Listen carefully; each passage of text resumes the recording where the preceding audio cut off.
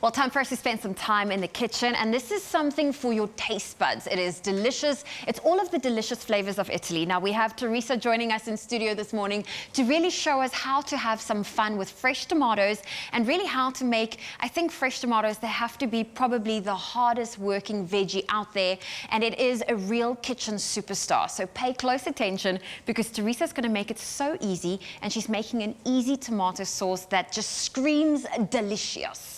Good morning. Hi. I love this. There's something about a basic tomato sauce that you really can take so far. Absolutely. It's one of those basic recipes you should have in your back pocket, and you can do different variations, add different ingredients, so it's a good one to know. So what are we starting off with? Very easy. Okay, so we're going to start with some olive oil. There's quite a bit of olive oil, but it's going to help give it that nice sauciness.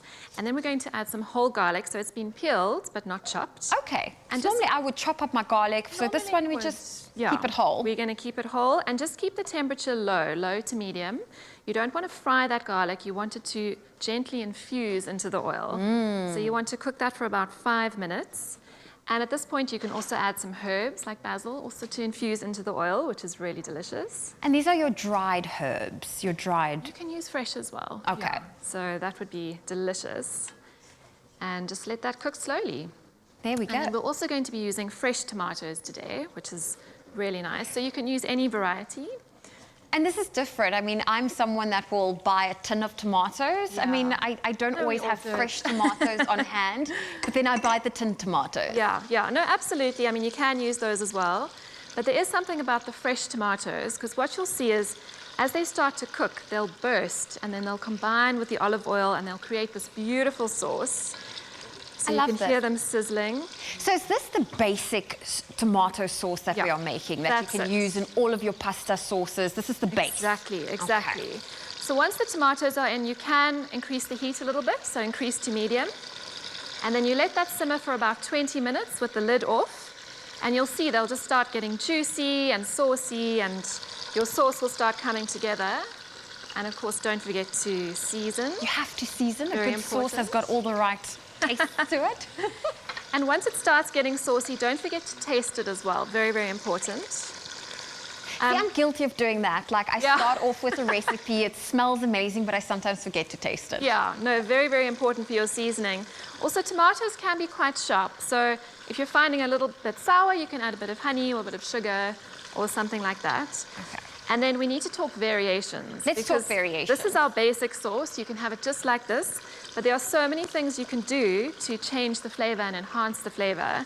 So if you like something smoky, then you can slice up chorizo, put it inside, smoky, spicy, absolutely delicious. That sounds amazing. Really, really nice. And speaking of spicy, you can also add chilies. So freshly chopped chilies or chili flakes. Gives a bit of heat. And what about, you know, some bacon? Is that something that would also work well? Well, I mean, a lot of us like bacon, and if you like that meaty vibe, it's a brilliant, brilliant choice. And these are just like little bacon bits that you would add to it? Yeah, okay. Absolutely. It's also a great sauce for seafood. So towards the end of the cooking process, you could add some fish or some prawns or some calamari. Some capers. Really, that's also great. Capers, anchovies, and olives is one of my favorite additions. Olives especially, they just add such a rich flavor. And then, you cook it for 20 minutes and you end up with this beautiful sauce. So I wanted to know, will the sauce look like that, or do you have to put it through a blender, processor?